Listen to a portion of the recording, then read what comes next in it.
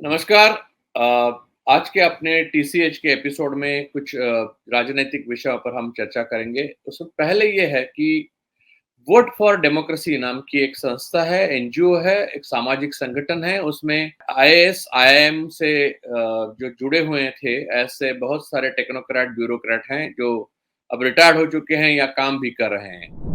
तो उन्होंने इस 2024 के संसद के चुनाव का पूरा अवलोकन किया, पूरा अभ्यास किया और जो आंकड़े थे, 7 फेजेस में ये चुनाव हुआ, उसके आंकड़े थे, जो अपारदर्शिता से किए गए हैं इलेक्शन कमीशन द्वारा, उसके ऊपर उन्होंने बहुत सारी चीज़ें अभ्यास किया और उन्होंने उसका ठीक से अध्ययन किया और फिर 226 पन्ने की एक रिपोर्ट जारी की है और वो पढ़ने लायक है। वो अभी तो अंग्रेजी में है, लेकिन लगता है कि वो हिंदी और मराठी में और अन्य भाषाओं में भारत के आ जाएगी। उनके जो आकलन के बाद उनकी जो निष्कर्ष हैं, वो बड़े शॉकिंग हैं और वो शॉकिंग निष्कर्ष ये हैं कि कुल मिलाकर पूरे देश में 5 करोड़ वोट, जो वोट गिरे उससे ज़्यादा दिखाए गए हैं, पहली बात। दूसरी बात, दूसरे फेज़ की जो वोटिंग हुई है, उसमें जो वोटर का जो पूरे स्टेट निहाय, यानी हर राज्य की जो जनसंख्या है और जहाँ पर वोटिंग हुआ है, उसका डिस्ट्रीब्यूशन कुछ भी दिया नहीं है उसके मामले में। और अभी तक उसका कोई वेबसाइट पे इलेक्शन कमीशन के द्वारा आधिकारिक रूप से कोई विवरण नहीं आया है, दूसरी बात। तीसरी बात, उनका फाइनल निष्कर्ष ये है कि ये सारा जो अपारदर्शी और नॉन ट्रांसपेरेंट तरीके से चुनाव किया गया इलेक्शन कमीशन द्वारा, ईवीएम के बारे में जो कुछ बातें थी उसके ऊपर कोई जवाब दिया नहीं गया। उसकी वजह से 79 79 सीट्स इंडिया गठबंधन को जो मिलने वाली थी, वो एनडीए को मिली। ये इनका कहना है। इसका मतलब ये है कि भाजपा को 240 अगर सीट मिली हैं, तो 161 सीट असल में उनकी हैं और बाकी जो है चुनाव आयोग ने जो अपारदर्शिता से वोट के बारे में कोई फैसला नहीं दिया है या कोई स्पष्टीकरण नहीं दिया है, उसकी वजह से मिली है। उन्होंने कई तर्क दिए हैं, कई स्टैटिस्टिकल डेटा दिए हैं और उन्होंने एम्पिरिकल डेटा भी दिए हैं और ठोस मैथमेटिकल डेटा भी दिया है। तो वो पढ़ने लायक है और बहुत सारी चीजें जो उसमें हैं, वो आप जैसे कि गणित है, प्योर साइंस है, उसमें आप आर्ग्यू नहीं कर सकते, वो ठोस है। तो वो ऐसी चीजें जो रखी है उन्होंने, उसका जवाब इलेक्शन कमीशन को देना पड़ेगा, देना चाहिए। अगर लोकतंत्र है और संविधान को आप मानते हो तो ये देना पड़ेगा। अगर नहीं देते हैं तो उनके आरोप की पुष्टि हो जाती है। इसमें एक और आश्चर्य की बात है कि जो एनजीओज हैं, सामाजिक संगठन है, कार्यकर्ता हैं, पत्रकार है, कई यूट्यूबर्स है, कई इन्फ्लुएंसर्स है, उन्होंने ये मुद्दा उठाया। उन्होंने ये कहा कि 79 सीट्स जो हैं एनडीए को मिली हुई, वो सही नहीं है, ज्यादा मिली है और 5 करोड़ वोट्स का कोई हिसाब दे नहीं रहा है। लेकिन इसके ऊपर विपक्ष की तरफ से एक भी बयान नहीं आया। ये बड़े आश्चर्य की बात है और विपक्ष की तरफ से उनकी सीटों को जितनी बढ़त मिली है, असल में अगर आप किसी को 79 सीट्स अगर इनको ज्यादा मिली है तो इनको कम मिली है, इसका मतलब 234 में 80 सीटें करीब करीब ज्यादा हो जाती है, फिर तो इनका पूर्ण बहुमत आ जाता है। तो ये सारी चीजें होने अगर हो सकती है या हुई है, तो उसके ऊपर विपक्ष का काम बनता है कि उसके ऊपर लड़ाई लड़े, जंग लड़े और जो अपने लोकतांत्रिक अधिकार है या लोकतांत्रिक बातें उनसे छीनी गई है उसको वापस ले ले। लेकिन एक बयान, एक वन लाइन का बयान भी कांग्रेस की तरफ से, समाजवादी पार्टी की तरफ से या किसी भी पार्टी की तरफ से कहीं भी नहीं आया है। ना मैंने तो सोशल मीडिया पे नहीं पढ़ा, ना पेपर में पढ़ा, ना टेलीविजन में पढ़ा। और मैंने वो रिपोर्ट पूरा 226 पन्ने का अंग्रेजी में है। बहुत लोगों ने मुझे ये भी कहा, मैं वोट फॉर डेमोक्रेसी जो संस्था है उसको विनती करता हूँ यानी रिक्वेस्ट करता हूँ कि वो अगर उनका रिपोर्ट है वो अगर जनमानस तक पहुंचना चाहिए तो उनको अन्य भाषाओं में उसको अनुवाद होना चाहिए, क्योंकि कई लोगों ने कहा ये अंग्रेजी बहुत हार्ड है और बहुत कॉम्प्लिकेटेड है और स्टैटिस्टिक्स है, उसमें बहुत सारा एम्पिरिकल और मैथमेटिकल डेटा है। ये सारी चीजें समझने के लिए हमें मातृभाषा में या अपनी भाषा में या हिंदी में होना चाहिए। तो वो करना उनका कई उन लोगों ने उसके ऊपर हिंदी में या मराठी में भी प्रोग्राम किए हैं, अभी तक तमिल में या मलयालम में मैंने देखे नहीं। लेकिन ये सारी जो चीजें हैं वो ये दिखाता है, ये दर्शाता है कि इलेक्शन कमीशन ऑफ इंडिया आज तक अपारदर्शी क्यों रहा। विपक्ष के लोगों ने उनके अपॉइंटमेंट मांगने के बाद भी उन्हें अपॉइंटमेंट क्यों नहीं दिया, और सेकंड फेज का जो स्टेट निहाय विवरण आना चाहिए वो क्यों नहीं आया, और जहां इतने वोट बड़े हैं अगर 5 करोड़, तो उसका हिसाब वो दे क्यों नहीं, देने से क्यों कतरा रहे हैं। और अगर यूट्यूब पे जैसे कि अभी मैं कर रहा हूं, कुछ भी अगर यूट्यूब पे वोटिंग या ईवीएम या किसी पे बात की जाती है तो नीचे उसको मोनेटाइज करने से क्यों रोका जाता है। एक तो मजेदार बात यह है कि बीच में पाकिस्तान से एक वीडियो आया था, उसको भी इन्होंने नीचे लगा दिया था, चिपका दिया था। ताकि इतना डर क्यों है इलेक्शन कमीशन के मन में, ये सारे सवालों का जवाब इलेक्शन कमीशन से विपक्ष को मांगने चाहिए। और इसकी जो लॉजिकल एंड है, ये जो अगर इलेक्शन आज का अगर ऐसा हुआ है, वाकई हुआ है, तो आने वाले इलेक्शंस में भी यही होगा। और ये जो फैसिस्ट ताकतें हैं, फांसीवादी ताकतें हैं, जो ये सब कर रही हैं, वो कभी सत्ता से नहीं जाएगी। चाहे पूरी जनता, 100% जनता भी उनके खिलाफ हो जाए, तो वो जो चाहे वो करती रहेगी मदद, अडानी की मदद। जिस तरह का बजट आया है, वो जनप्रिय बजट नहीं कहा जा सकता। तो ऐसा बजट करने की हिम्मत तो तभी आ सकती है कि आप जनता के वोट का कोई कीमत नहीं है आपको। और इससे कई चीजें ऐसी है जिससे साबित हो जाता है कि ये रिपोर्ट को सच मानने के लिए बहुत सारी जगह है। अगर इस रिपोर्ट को खारिज करना है तो वो इलेक्शन कमीशन ऑफ इंडिया को उसके ऊपर लॉजिकल 1 बाय 1 जवाब देना चाहिए, और वो जवाब हमें एक्सेप्टेबल होना चाहिए, मैथमेटिकली, लॉजिकली और एम्पिरिकली डेटा सहित उनको देना चाहिए। और ऐसा क्यों हुआ, जहां आप डेटा जो डिक्लेयर कर सकते हैं वहां फौरन क्यों नहीं किया। जबकि आपको एक मजेदार बात बताता हूँ, यूपी के डेटा फौरन आ गए और उसमें बढ़ोतरी कितना हुआ, पॉइंट सम परसेंट हुआ। लेकिन यहाँ वहीं चंडीगढ़ का डेटा आने में 6 दिन लगे, जबकि चंडीगढ़ बहुत कम पॉपुलेशन और बहुत फैला हुआ, आराम से दे सकते हैं। ऐसे कई जगह हुआ। और 1% और 6%, 5% जब वोटिंग के बाद अगर ईवीएम आपके पास है, कैलकुलेटर्स है, एआई है, सबके बाद अगर बढ़ता है, तो कोई भी जो सेन, समझदार और बुद्धिशाली व्यक्ति है वो समझ जाएगा कि यहाँ तो कुछ तो प्रॉब्लम है कि जिसकी वजह से ये ठीक नहीं हो रहा है। जो 226 पन्नों की जो रिपोर्ट है वोट फॉर डेमोक्रेसी की, वो आप जरूर पढ़ें। और आप कोशिश करें कि अगर आप खुद अंग्रेजी में नहीं पढ़ पाएंगे तो किसी से आप ट्रांसलेट करा लीजिए। मैं वोट फॉर डेमोक्रेसी नाम की संस्था को भी विनती करता हूँ ये कि वो भी ट्रांसलेट करा के लोगों के हाथ में सौंपे, और उसको मोटा मोटी जो पॉइंटर्स है वो कम से कम दूसरी भाषाओं में जाएं, ताकि भारत देश के जनता को ये पता चले कि उनके वोट के साथ क्या खिलवाड़ हो रही है। ऐसा उनका आरोप है वोट फॉर डेमोक्रेसी का। अब वो उस आरोप की पुष्टि करना या ना करना, तब तक हम रोके रखते हैं जब तक इलेक्शन कमीशन ऑफ इंडिया की तरफ से कोई जवाब नहीं आता। अगर इलेक्शन कमीशन ऑफ इंडिया अगर इस पर जवाब देने से कतराता है या नाकाम होता है, तो हमें यह समझना चाहिए कि यह रिपोर्ट सही है और 79 सीट्स के साथ लोकसभा की खेला हुआ है, और बीजेपी और उनके साथियों को, गठबंधन को 79 सीट्स, करीब करीब 80 सीट्स, 80 सीटें ज्यादा दी गई है। जो 80 सीटें अगर इंडिया गठबंधन की है, तो इंडिया गठबंधन को बहुमत में भारत में सत्ता करनी, 2024 की में सत्ता स्थापन करनी थी, लेकिन वो इलेक्शन कमीशन की वजह से कर नहीं पाए। ये बात तब कही जाएगी जब इलेक्शन कमीशन इन सवालों के जवाब नहीं दे सकता।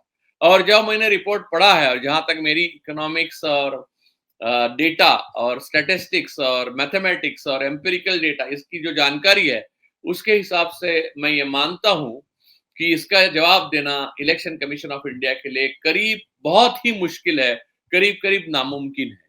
तो इसका मतलब आप समझे और इसके ऊपर सोचे जरूर, क्योंकि आप भारत के नागरिक हैं, आपके हक, आपका जो इस लोकतंत्र के प्रति दायित्व है, उसके साथ खिलवाड़ हो रही है। तो उसका आप उसको रोकने के लिए जो भी आप कर सकते हैं आप कर सकते हैं। आपको गांधी जी से लेके डॉक्टर बाबा साहब आम्बेडकर तक सबने ये कवच दिया है, वो कवच को आप बचाए रखें। और ऐसी बात करने के लिए जो आपको मदद कर रही है, ऐसी स्वयंसेवी संगठन, तो उनके साथ आप खड़े रहें और उनकी जो रिपोर्ट है उसके ऊपर बहस करें, बात करें, सवाल पूछे, इलेक्शन कमीशन ऑफ इंडिया को सवाल पूछे, सत्ता पक्ष को सवाल पूछे, और विपक्ष की चुप्पी का मुझे मतलब नहीं मालूम। विपक्ष की क्या समस्या है कि इस पर बात क्यों नहीं कर रहे हैं? मैंने देखा कि विपक्ष के हर नेता के पास ये रिपोर्ट पहुंच चुकी है, मुझे मालूम है, लेकिन शायद वो समझ नहीं पा रहे इस रिपोर्ट को, या वो समझ के ये चाहते हैं कि अब ये जो भी हुआ है उसमें वो खुश हैं। चलो, लीडर ऑफ अपोजिशन अपने आ गए हैं, हम लोग लोकसभा और राज्यसभा में पूरी तरह से धो रहे हैं। ऐसे ऐसी ऐसी गलतफहमी में हैं, लेकिन उनको ये गलतफहमी में नहीं रहना चाहिए। फांसीवाद जब खत्म होता है तभी खत्म होता है। आधा फांसीवाद खत्म कर नहीं सकते, या सॉफ्ट फांसीवाद या हार्ड फांसीवाद कुछ नहीं होता। तो ये बातें समझकर इनको आगे के कदम उठाने चाहिए। ये एक बात हो गई। दूसरी तरफ महाराष्ट्र की राजनीति में एक और चीज हो गई है। महाराष्ट्र की राजनीति में एक भूचाल आ गया है। इसकी वजह यह है कि महाराष्ट्र के पूर्व यानी महाविकास आघाड़ी के जो गृह मंत्री हुआ करते थे अनिल देशमुख साहब, वो 13 महीने तक जेल में रहे, ईडी की सीबीआई के जेल में रहे। तो उनके साथ जो भी हुआ, तो एक सामाजिक कार्यकर्ता है श्याम मानव, उन्होंने ये कहा कि अनिल देशमुख साहब को पहले ये कहा गया कि आप गृह मंत्री के नाते लिखित रूप में उद्धव ठाकरे, आदित्य ठाकरे, अजित पवार और किसी को फंसाइए एक क्राइम में, यानी जैसे कि उद्धव ठाकरे ने कुछ पैसे मांगे हैं, ऐसा लिख के दीजिए। फिर ये लीजिए कि आदित्य ठाकरे दिशा सालियन की रेप और मर्डर में शामिल था, ये लिखिए, और ऐसी चीजें लिख कर दीजिए इनके बारे में। और अगर आप अजीत दादा के बारे में नहीं लिखते तो चलेगा, लेकिन बाकी 2-3 लोगों के बारे में तो लिख के दीजिए। शायद तीसरा व्यक्ति मुझे अभी याद नहीं आ रहा, लेकिन ये 2 तो मेन लोग थे टारगेट पे। तो इनके बारे में लिख के दीजिए, तब आपको कोई असुविधा नहीं होगी। लेकिन अब ये अनिल देशमुख का कहना है, और श्याम मानव जिन्होंने उनकी तरफ से भी बयान की दिया है, उनका ये कहना है कि हमने लिखने से, अनिल देशमुख साहब ने ये लिख कर देने से इनकार कर दिया। उनकी भाषा, उनका कोट मैं अगर कहूँ, तो उनका ये कहना था कि मैं जिंदगी भर जेल रह सकता हूं, लेकिन किसी भी निरपराध को इस तरह से लिखकर, लिखित रूप से और गृह मंत्री की कुर्सी पे बैठकर लिखकर देकर जेल नहीं भिजवा सकता। तो मैं जेल गया तो ईडी दूसरे दिन मेरे घर पे रेड मारा, फिर सीबीआई, ऐसे करके उन्होंने कुछ कहा है कि 100 से ज्यादा रेड्स उनके घर पे हुई। उनका 6 साल का पोता है, उससे भी इन्वेस्टिगेशन, उससे उससे भी पूछताछ की गई। उसको भी तहकीकात के लिए सवाल पूछे गए, और बहुत ही बर्बरता से उनके साथ व्यवहार हुआ, क्योंकि वो सत्ता पक्ष के साथ शामिल नहीं हुए। यहाँ पर उन्होंने अभी के गृह मंत्री और उप मुख्यमंत्री देवेंद्र फडणवीस का नाम लिया है। उन्होंने कहा कि उनकी तरफ से कोई व्यक्ति मेरे पास आया था और उन्होंने ये मुझे ऑफर दी थी। उन्होंने इस मामले में सबूत के तौर पर एक सिर्फ पेन ड्राइव दिखाया। हालांकि हमें नहीं पता उस पेन ड्राइव में कुछ था या नहीं था, क्योंकि देवेंद्र फडणवीस की तरफ से जिन्होंने बात की, उन्होंने ये कहा कि वो पेन ड्राइव खाली था और उसमें कुछ भी नहीं था, बस आरोप के लिए ये आरोप किए जा रहे हैं। लेकिन ऐसा है कि राजनीति गरमाई गई है, और ठोस बातें दोनों तरफ से और आनी बाकी है। अगर देशमुख साहब ने ये कहा है कि वो पेन ड्राइव जल्दी ही महाराष्ट्र की जनता के सामने लाएंगे, भारत की जनता के सामने लाएंगे, तो उनका ये फर्ज बनता है एक पूर्व गृह मंत्री के नाते कि ऐसी चीजें अगर राजनीति में हो रही है, वाकई हो रही है, तो आपको ये वो पेन ड्राइव खोलकर कंप्यूटर में लगाकर दिखाना चाहिए लोगों को, ताकि ये लोग इस तरह की बातें होना बंद हो जाए। और पहले 10 साल में जब सत्ता में बीजेपी थी, तो राज्यों में डबल इंजन था, राज्य और केंद्र में, तब उन्होंने क्या क्या किया ये सबके समझ में आ जाएगा। ये सबको मालूम है कि संस्थाओं का, यानी ED, CBI, IT, NSA, NSG, NSB, NCB, ये सारी संस्थाओं का इन्होंने दुरुपयोग किया, इसमें कोई दो राय नहीं, कोई शक नहीं, सबको मालूम है।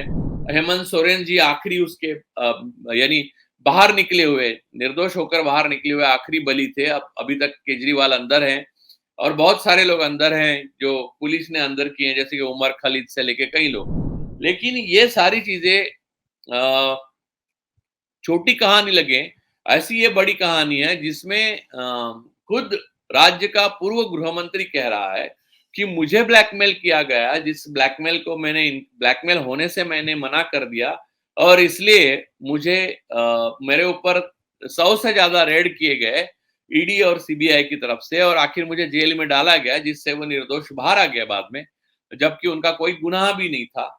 और वो उनको ये कहा जा रहा है अभी राजनैतिक गलियारों में महाराष्ट्र के ये कहा जा रहा है कि अनिल देशमुख जैसा ढाढ़स और हिम्मत सबको दिखानी चाहिए बीजेपी के सामने। अगर फांसीवाद इस तरह से देश में पनप रहा है और वो संस्थाओं का जो ज्यादातर सरकारी संस्थाओं का दुरुपयोग करके अगर अपनी सत्ता को कायम रखने की कोशिश कर रहा है, तो एक नहीं कई अनिल देशमुख की इस देश को जरूरत है जो जेल में जाएं लेकिन इस तरह के गलत काम, असंवैधानिक काम और क्रिमिनल एक्टिविटी करने से इनकार करें।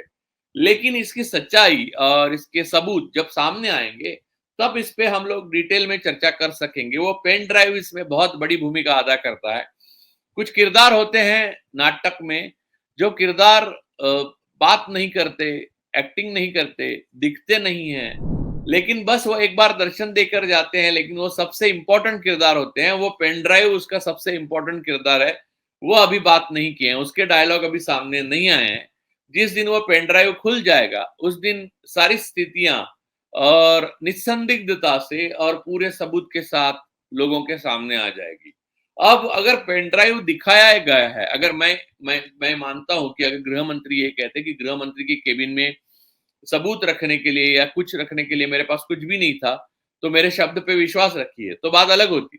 लेकिन उन्होंने दिखाया है अब पेन ड्राइव, तो उनका अब फर्ज बनता है कि इस देश की जनता को जागरूक करने के लिए उस पेन ड्राइव को कंप्यूटर पे चलाए और फिर सारे यूट्यूब चैनल, सारे न्यूज़ चैनल, अगर न्यूज़ चैनल चलाना चाहे तो वो उसको चलाएँ और फिर लोगों को पता चले कि दूध तक का दूध और पानी का पानी हो जाए कि किसने किसको क्या ब्लैकमेल किया और किसने किसको किसके कितने हाई स्टेक पे चीजें हुई हैं। इससे ये भी पता चल जाएगा कि महाविकास अघाड़ी की सरकार गिरी तो क्यों गिरी और संस्थाओं का, सरकारी संस्थाओं का दुरुपयोग करके एक सरकार गिराई गई। वैसे कई सरकारें गिराई गई है देश में, राज्य में, लेकिन ये सरकार के बारे में ठोस पता चल जाएगा। लेकिन वो पेन ड्राइव की बात अगर लोगों के सामने आ जाती है, तभी ये बात लोगों को पूरी तरह से समझ में आ जाएगी। तब तक हम वेट कर सकते हैं कि अनिल जी अब वो पेन ड्राइव कब खोलते हैं और एक पेंडोरास बॉक्स हमारे सामने कब खुलकर सामने आ जाता है। तीसरी बात, एक बड़ी बात हुई कि कल एमएसपी के लिए किसान जो है भाई हमारे, वो संसद में बुलाए थे लीडर ऑफ ऑपोजिशन के नाते राहुल जी ने, लेकिन उन्हें अंदर लेने से मना कर दिया। एलओपी अंदर बैठते हैं, उनकी केबिन होती है, उनकी जगह होती है, वहां पर बुलाया, वहां पर अंदर जाने से उनको मना कर दिया। तो राहुल जी ने वो तंज कसा कि किसान है ना, इसलिए वो अंदर नहीं आ सकते। तो राहुल जी ने उनकी बाहर ही उनके साथ मीटिंग की और एमएसपी पे चर्चा की। अब किसानों का ये कहना है कि जो भारतीय न्याय संहिता के एमएसपी के साथ-साथ भारतीय न्याय संहिता पे जो 3 कानून हैं, जो बहुत ही बर्बर है और जो रोलैक एक्ट से बुरे हैं, उसके खिलाफ भी वो आंदोलन शुरू करेंगे।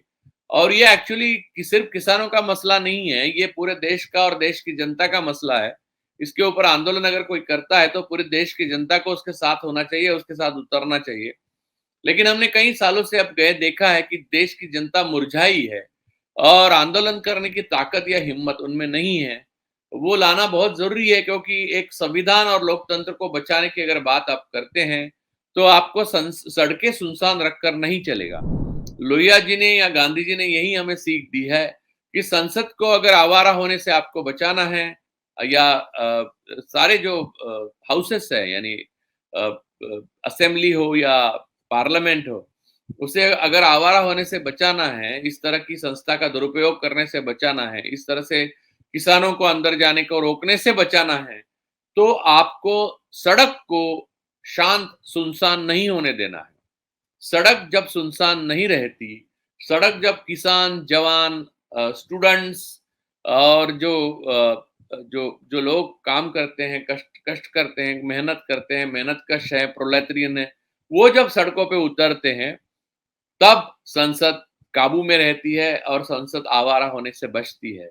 तो इस देश की जनता को किसानों के अलावा जो घटक है, उनको याद रखना चाहिए कि उनकी सही जगह सड़क पे है, ना कि अ, घर में या ट्विटर पर। ट्विटर पर लिखना भी ज़रूरी है, कागज़ पर लिखना भी ज़रूरी है, बात करते रहना भी ज़रूरी है, वो तो करने वाले कर ही रहे हैं।